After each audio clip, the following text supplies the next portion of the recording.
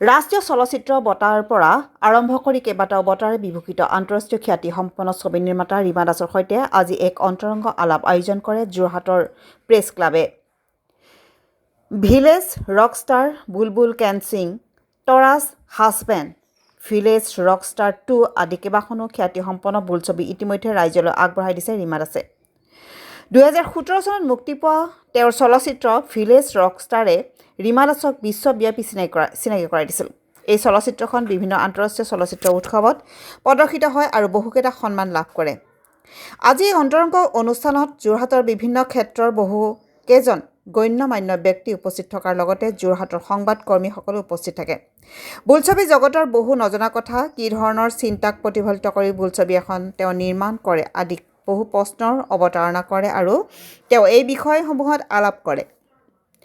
সমান্তৰালভাৱে অসমীয়া চহা সমাজ, গাঁৱৰ বোকাপানীক নিজৰ ছবিসমূহৰ জৰিয়তে দাঙি ধৰিব বিচাৰে বুলিও তেওঁ উল্লেখ কৰে। যোৰহাটৰ পৰা ধ্ৰুৱজ্যোতি পাচনিৰ ৰিপৰ্ট, AIN লাইভ। আজি ইয়াতে যোৰহাট প্ৰেছ ক্লাবৰ লগতে অন্যান্য অনুষ্ঠানেও যিখিনি মৰম আৰু মৰম দিলে তাৰ কাৰণে মই ধন্যবাদ জনাইছোঁ। আৰু আজি আপোনালোকে জানে মই চিনেমাৰ কাম কৰি আছোঁ আৰু যিকেইখন চিনেমা মই এতিয়ালৈকে আমি নিৰ্মাণ কৰিছোঁ সেইখিনিত যোৰহাটবাসীয়ে যিমান মৰম দিছে, তেওঁলোকে আঁকোৱালি লৈছে, তাৰ কাৰণে মই যোৰহাটবাসীৰ ওচৰত সদায় কৃতজ্ঞ। সেইকাৰণে মই আপোনালোকক মৰম আৰু শ্ৰদ্ধা জনাইছোঁ। আৰু আচলতে চিনেমাৰ সংক্ৰান্ততে হওক বা আপোনালোকক লগ পোৱাৰ কাৰণেই হওক, এতিয়া যিটো ভিলেজ ৰকষ্টাৰ্ছ 2 আমাৰ এটা 12 বছৰৰ যাত্ৰা, আপোনালোকে বিশেষকৈ মোক বা আমাক জানে ভিলেজ ৰকষ্টাৰ্ছৰ জৰিয়তে। গতিকে আজি 12 বছৰ পূৰা হৈছে। এতিয়া ভিলেজ ৰকষ্টাৰ্ছ 2 থিয়েটাৰত মুক্তি লাভ কৰিছে, চলি আছে। আৰু এই যে আমাৰ যাত্ৰাটো, সেই যাত্ৰাটোৱে আমাৰ কৰ্মজীৱন আৰু নিজৰ জীৱনত বহুত পৰিৱৰ্তন লৈ আহিছে। বহুত কথা আমি শিকিলোঁ, বহুত মৰম পালোঁ, আশীৰ্বাদ পালোঁ। সেইটোৰ কাৰণে এটা চেলিব্ৰেশ্যন ভিলেজ ৰকষ্টাৰ্ছ হিচাপে এই যাত্ৰাটোক লোৱা হৈছে। আৰু ইয়াতে আমাৰ যিখিনি নতুন প্ৰতিভা, গাঁৱৰ আমি নতুন প্ৰতিভা, ধুনুৱে সেই গীটাৰখন আৰু বাকী মিউজিক কৰা যিখিনি আমাৰ ল'ৰা ছোৱালী আছে, তেওঁলোকৰ সপোনৰ কথা, মিউজিকৰ কথা, মাক আৰু জীয়েকৰ সম্পৰ্কৰ কথা, মাটিৰ কথা। মাটি যেনেকৈ মই কেইদিন বাৰে বাৰে কৈ আছোঁ যে মাটিয়ে আমাৰ পৰিচয় আৰু মাটিখিনি আমাৰ কাৰণে স্মৃতি, আমাৰ কাৰণে ইতিহাস, আমাৰ কাৰণে সংস্কৃতি আৰু আমাৰ যিখিনি নতুন প্ৰজন্ম, তেওঁলোকৰ ভৱিষ্যত।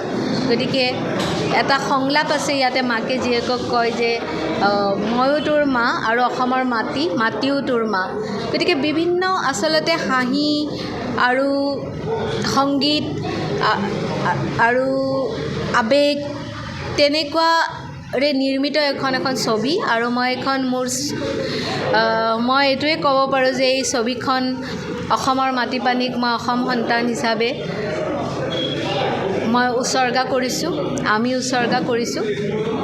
আৰু যিখিনি অকল চিনেমা বুলিয়ে নহয়, যিসকলে অসমৰ কাৰণে, মানুহৰ কাৰণে, প্ৰকৃতিৰ কাৰণে কৰ্ম কৰি আছে, কোনোবাই গান লিখিছে, কোনোবাই গান গাইছে, কোনোবাই ছবি আঁকিছে, কোনোবাই সাংবাদিকতা কৰি আছে, কোনোবাই হয়তো ৰিক্সাখনো চলাই আছে, খেতি কৰি আছে, সকলোকে কেনেকৈ আমি বান্ধি একগোট হৈ আমাৰ নিজৰ পৰিচয়টো ৰাখিব লাগে, আমাৰ সপোনবোৰক লালন পালন কৰিব লাগে, তাৰেই এক চেষ্টা আমি দি আছোঁ, মই কৰি আছোঁ।